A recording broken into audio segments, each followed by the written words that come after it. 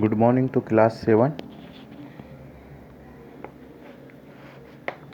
Last time हमने civic का chapter start किया था। जियोग्राफी में एक चैप्टर मैंने कंप्लीट करा दिया था। सिविक के लिए नया नोटबुक बनाना है आपको, और आई होप सबने होमवर्क कर लिया होगा। डेमोक्रेसी तो सबको ही पता है कि सबका every people has every rights according to the government of the people by the people for the people. यही सबसे इम्पोर्टेंट समझने की आवश्यकता है। Government of the people by the people and for the people. History of the democracy. History of the democracy मतलब लोकतंत्र का इतिहास क्या गवाह करता है। आपको ऐसे पता होगा कि लोकतंत्र में क्या होता है, पहले सबका अपना अपनी तानाशाही रहती थी जिसको डिक्टेटरशिप बोलते हैं। लेकिन जैसे जैसे जागरूकता बढ़ी, टेक्नोलॉजी बढ़ी, इंफॉर्मेशन बढ़ने लगी, उससे क्या हुआ, सब ने अपना अपना राइट्स लेना शुरू हुआ। और जैसे जैसे राइट्स बढ़ने लगे और उनको अपना सेल्फ का लोकतंत्र डेमोक्रेट होने लगे। अब ये पढ़ते हैं, यही पैराग्राफ में इसमें बताया गया है। The history of the democracy is the history of the empowering people by the giving them A right. Empowering people को अपना राइट्स देने लगे दे इन देयर पॉलिटिकल एंटिटी, और उनकी पॉलिटिकल राजनीतिक संज्ञा ने अपना अलग अलग इनको अधिकार देने लगे। It can be traced back on the origin in the ancient word of the re-emergence and rise from the 17th century to the present. और ये उस समय 17वीं सदी से लगा के अभी तक ये इनके राइट्स और री इमर्जेंस होने लगे। मतलब री इमर्जेंस मतलब कुछ अधिकार उनको देने लगे। ये आप डायग्राम में भी इसको समझ सकते हो। जैसे कुछ लोग एक ग्रुप बना रहे हैं, दूसरे ग्रुप बना रहे हैं अपने अधिकार के लिए वो करना है। जैसे आज की भाषा में अपन बोल सकते हैं कि कोई जब अपनी मांग पूरी नहीं होती है तो वो धरना प्रदर्शन करते हैं। धरना प्रदर्शन किस लिए करते हैं? लोकतंत्र को हासिल करने के लिए। Democracy has its origin in the ancient Greece and ancient India. However, other cultures have significantly contributed to the evaluation of democracy, such as ancient Rome, Europe, North and South America. Democracy has been called the last form of government. Government की सबसे अंतरिम चरण क्या होता है? Democracy. और democracy ये not only in India, ये कहाँ से? बहुत प्राचीन ग्रीस कंट्री से ग्रीस और भारत देश से है।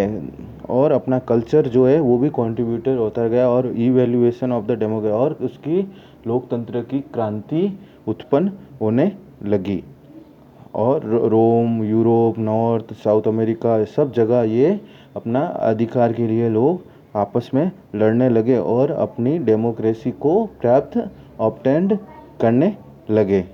And as spread considerably across the globe. और ये धीमे धीमे इतना स्प्रेड होने लगा, और अक्रॉस द ग्लोब मतलब पूरे वर्ल्ड में ये फेमस होने लगा।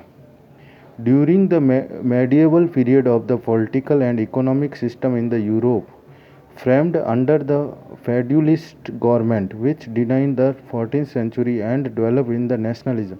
और 14th सेंचुरी में क्या हुआ? फेड्यूलिस्ट जो गवर्नमेंट थी उनका भी डेवलप हुआ। और वो क्या डेवलप किया उन्होंने एक यूरोप की पॉलिटिकल सिस्टम के अनुसार उन्होंने नेशनलिज्म एंड रोका हुआ है। Next, England defeated Spain in 1588 and developed nationalism in Egypt. Parliament passes some laws like a Bill of Rights. Britain emerged as the first modern democracy. England ने Spain को 1588 में हराया और कुछ नेशनलिज्म राष्ट्रीयता करके और अपने कुछ बिल को पास किया और अपने नए कानून बनाया। American independence. अब अमेरिकन के बारे में ये बता रहे हैं। After the American war of independence 1775 to 1803, America faced many democratic changes. It was the first nation to the have a written constitution. और ये पहला ऐसा कंट्री है जिसने फर्स्ट अपना कॉन्स्टिट्यूशन उस समय किया, डेमोक्रेटिक चेंज करके इन्होंने ये किया। फ्रेंच रिवॉल्यूशन, फ्रेंच की क्रांति। The French revolution held in 1789 emphasized as on liberty, equality, fraternity and which gave rise to democracy in France. In 19th and 20th century, democracy became the most popular form of government.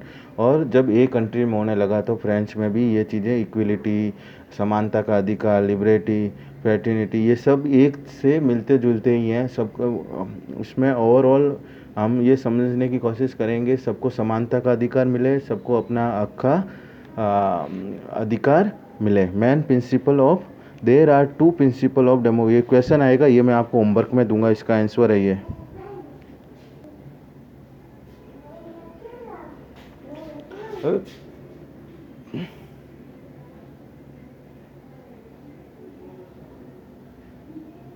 There are two main principles that any definition of democracy include. The first principle is that all citizens non-invested with the power of govern have equal across to the power.